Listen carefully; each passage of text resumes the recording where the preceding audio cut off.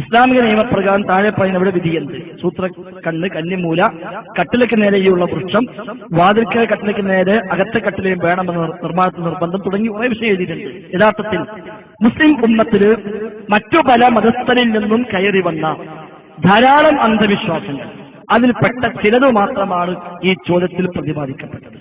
യഥാർത്ഥത്തിൽ കൊടിയ ശിർക്ക് വരെ ആകുന്ന വിശ്വാസങ്ങൾ ഇവയിലുണ്ട് എന്നല്ല, മിക്കവാറും അങ്ങനെയാണ്. ഉദാഹരണമായി കന്നിമൂല.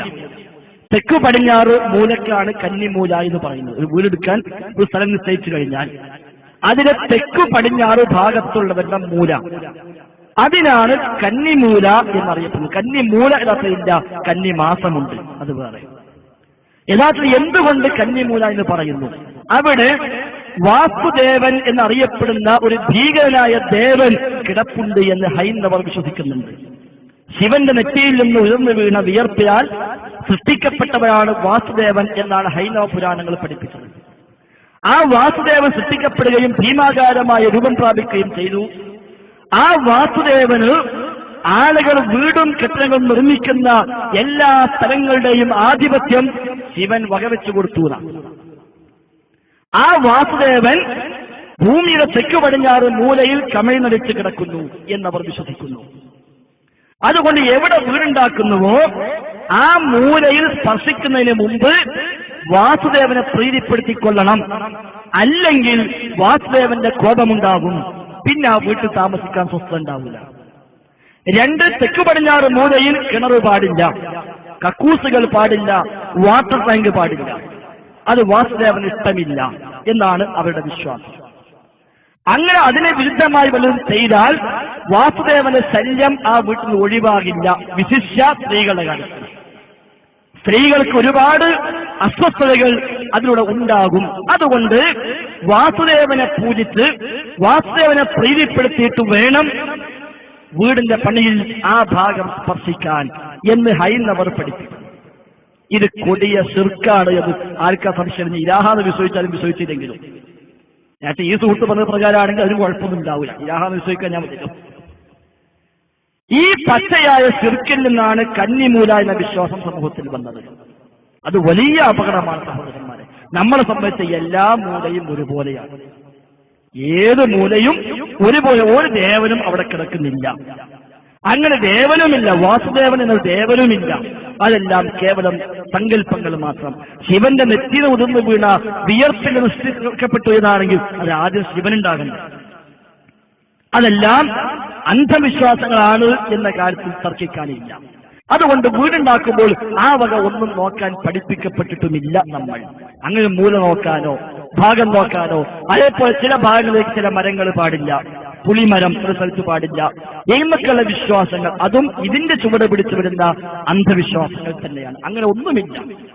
നേരെ മറിച്ച് കാറ്റും വെളിച്ചവും കിട്ടാൻ ഏതാണോ ഏറ്റവും പര്യാപ്തം ആ നിരക്ക് വീടുണ്ടാക്കണമെന്നല്ലാതെ, കഴിയുമെങ്കിൽ കിബിലക്ക് അഭിമുഖമായ ഒരു ഭാഗമാക്കിയെടുത്താൽ നമസ്കരിക്കാൻ സൗകര്യമാണ് എന്നല്ലാതെ, അതിനപ്പുറത്ത് ഇന്ന വാതിലിന് നേരെ അടുത്ത വാതിൽ വേണം, അല്ലെങ്കിൽ വീടിന്റെ മുമ്പിൽ പുളിമരങ്ങൾ പാടില്ല, പ്രത്യേകമായ മരങ്ങൾ വെച്ചുപിടിപ്പിക്കാൻ പാടില്ല തുടങ്ങിയ വിശ്വാസങ്ങൾ ശിർക്കിൽ നിന്നുണ്ടായ വിശ്വാസമാണ്. അതുമാത്രമല്ല, സമൂഹത്തിന് എമ്പാടും അന്ധവിശ്വാസം. ചില ആളുകൾ കാണാം, വീട്ടിൽ നിന്ന് പുറത്തേക്ക് ഇറങ്ങിയാൽ പിന്നെ തിരിഞ്ഞു കയറാൻ പാടില്ല, തിരിച്ചു പോകാൻ പാടില്ല. വല്ല ആവശ്യവും മറന്നു വെച്ചത് ഉണ്ടെങ്കിൽ അയാൾ അവിടെ നിൽക്കും, അവിടെ ആളങ്ങോട്ട് കൊണ്ടുപോയി കൊടുക്കുക, അല്ല മടങ്ങി വന്നാൽ അന്നത്തെ യാത്ര ശരിയാകൂല. ആര് പറഞ്ഞു? അല്ലാഹുവിന്റെ റസൂല് ഹജ്ജ് ചെയ്യാൻ ഉംറ ചെയ്യാൻ വന്നിട്ട് മടങ്ങിപ്പോയവരുണ്ട്. ഹുദൈബിയെ വെച്ച് തടഞ്ഞ് സന്ധിയുണ്ടാക്കി തിരിച്ചുപോയി. അതിലും വലിയ മടക്കുമെന്ന് പറഞ്ഞു. പൂച്ച കുറുകെ ഓടിയാൽ തേജാറാകുന്ന മനുഷ്യന്മാരുണ്ട്. വണ്ടിയുമായി പോകുമ്പോൾ കറുത്ത പൂച്ച റോഡ് ക്രോസ് ചെയ്താൽ പിന്നെ അന്ന് പോകാൻ പറ്റും. കറുത്ത പൂച്ച എന്താ ചെയ്യാം? ഒരു സൈഡിൽ ഇങ്ങനെ നിൽക്കി പോകാൻ പാടില്ല എന്നാണോ? കറുത്ത പൂച്ചക്ക് റോഡ് ക്രോസ് ചെയ്യാൻ പാടില്ല, വെളുത്ത പൂച്ചന് ക്രോസ് ചെയ്യാം. അങ്ങനെ വല്ലയിടത്തുണ്ട്. എന്തെല്ലാം ധാരണകൾ! ഒരു മരത്തിൽ ആദ്യമായി പൂവിടുമ്പോൾ, കായ വരുമ്പോൾ കറുത്ത നൂലവിടെ കെട്ടിക്കൊടുക്കുന്നു, കുട്ടിക്ക് കറുത്ത ചരട് കെട്ടിക്കൊടുക്കുന്നു, കറുത്ത കുപ്പായമിട്ട് കൊടുക്കുന്നു.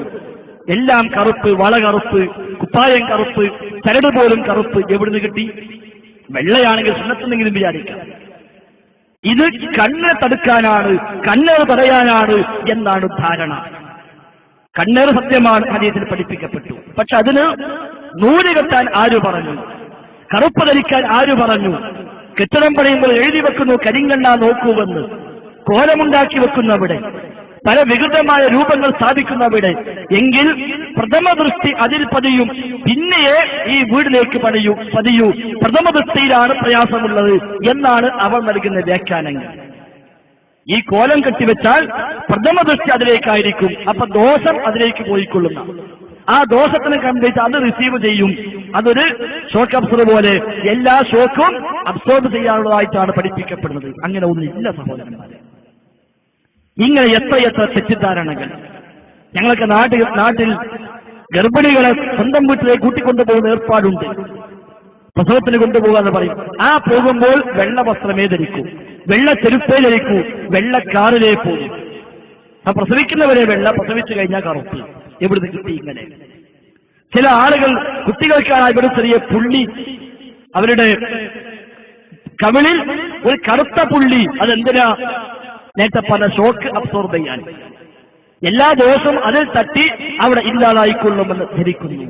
അതെല്ലാം ശിർക്കായ വിശ്വാസങ്ങളുടെ ഭാഗമാണ് എന്ന കാര്യത്തിൽ സംശയമില്ല. ചില പ്രത്യേക പക്ഷികൾ കരഞ്ഞാൽ അത് ദുസ്സഗുണമായി അപലക്ഷണമായി കാണുന്നു.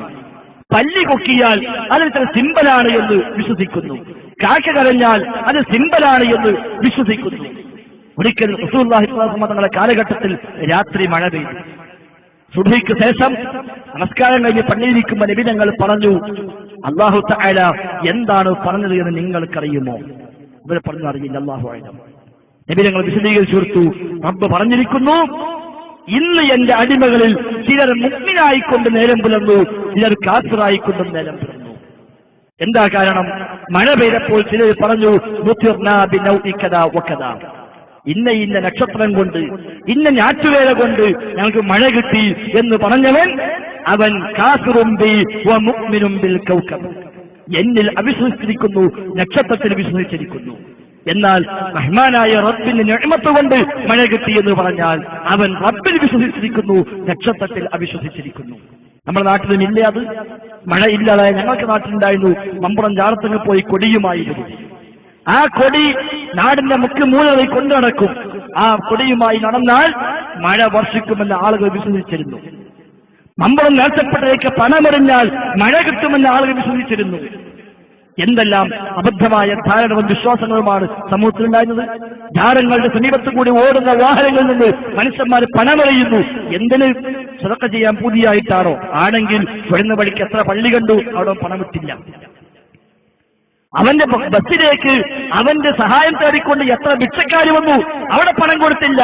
കുഞ്ഞിപ്പള്ളിയുടെ മുമ്പേക്ക് എത്തുമ്പോൾ അവൻ തപ്പിയെടുത്ത് അങ്ങോട്ട് എറിഞ്ഞു കൊടുക്കുന്നു. എന്തുകൊണ്ട്? ഈ പണം കുഞ്ഞിപ്പള്ളിയിലെ ശൈഖ് സ്വീകരിക്കുമെന്ന വിശ്വാസം. അതോടുകൂടി അവന്റെ യാത്രയിൽ ഒരു കാവലായി ആ ശൈഖ് ഉണ്ടാകുമെന്ന വിശ്വാസം. എനിക്കറിയാം, ആ ബസ്സുകൾ രാവിലെ ഫസ്റ്റ് ട്രിപ്പിൽ പോകുമ്പോൾ ജാറത്തിന് സ്ഥിരമായി പണം കൊടുത്തു പോകുന്ന ശൈലി ഞങ്ങൾക്ക് നാടുകളുണ്ട്. ഇവിടെയും ഇല്ലാതിരിക്കില്ല. മുസ്ലിയാക്കന്മാർ എവിടെ ഉണ്ടോ അവിടേക്ക് അതുണ്ടാവും. അങ്ങനെ പണം കൊടുത്ത കണ്ടക്ടറോട് ഞാൻ ചോദിച്ചു, എന്തിനാ ഈ പണം കൊടുക്കുന്നത്? കാരണം ബസ്സിന്റെ മുമ്പിൽ എഴുതി വെച്ചിട്ടുണ്ട് തവക്കൽതല്ല എന്ന്.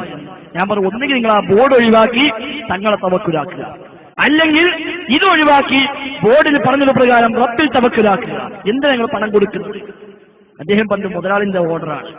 ശരി, ആരെ ഓർഡർ ആണെങ്കിലും ശരി, എന്തിനീ പണം കൊടുക്കുന്നു? അദ്ദേഹം ഒന്നുമല്ല, ഒരു ദിവസം കൊടുത്തില്ലെങ്കിൽ അന്ന് എന്തോ ബേജാറാണ്. അതാണ് പ്രശ്നം. അവിടെയാണ് പ്രശ്നം. ആ പണം കൊടുക്കുന്നത് കൂടി സമാധാനമായി ഇനി എന്റെ ഈ യാത്ര ഇന്നത്തെ കംപ്ലീറ്റ് റൂട്ടിൽ എന്റെ കൂടെ മമ്പുറത്ത് തങ്ങളുണ്ടാകും, കുഞ്ഞിപ്പള്ളി ശൈഖ് ഉണ്ടാകും എന്നവൻ വിശ്വസിക്കുന്നു. അപ്പൊ തങ്ങൾക്ക് എന്താ പണി? 5 രൂപ കൊടുത്തവരൊക്കെ ബസ്സിന്റെ പിന്നാലെ കൂടലാ? ഇതെന്തായി തങ്ങൾ കൈക്കൂലിക്കാരനാ? പൈസ കൊടുത്ത വണ്ടി മൂപ്പർ നോക്കും, പണം കൊടുക്കാത്ത വണ്ടി മൂപ്പർ അറിയില്ല. ഒരു ദിവസം പണം കൊടുത്തില്ലെങ്കിൽ എന്നും നൽകുന്ന ഭക്തനാ, പക്ഷെ ഒരു ദിവസം തന്നില്ല എന്നാ അന്ന് പോയി മറിഞ്ഞാൽ അപ്പോഴേ പറഞ്ഞില്ലേ ഇന്നെന്റെ പണം കൊടുക്കാതെ അതുകൊണ്ടാണ്. അപ്പൊ തങ്ങൾ വെറും പൈസ ഉണ്ടാണോ മുസ്ലിയാക്കന്മാരെ പോലെ എന്ന വിചാരം.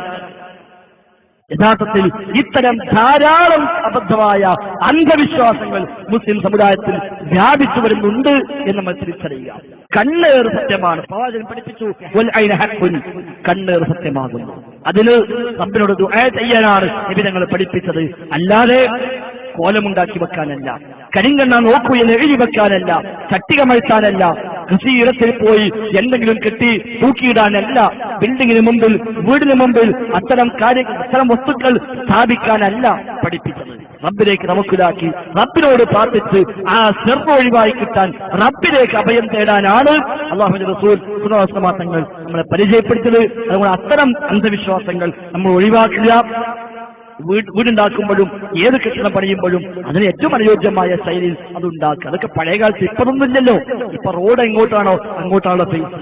മുമ്പതല്ല ഫേസ് അങ്ങോട്ട് വെച്ചില്ല ഇങ്ങോട്ട് വെച്ചില്ല എന്നൊക്കെ പറയും. ഇപ്പോഴോ റോഡ് എങ്ങോട്ടോ അങ്ങോട്ട് ഫേസ്. അതിന്റെ പിന്നെ ആർക്കും പ്രശ്നമില്ല. എന്തെല്ലാം മുമ്പ് യാത്ര പോകുമ്പോൾ മുസ്ലിയാക്കന്മാർ 2 ഫത്വ കൊടുത്തിരുന്നു. ഒന്ന്, സുബഹിക്ക് മുമ്പ് മഹല്ല് വിടണമെന്ന.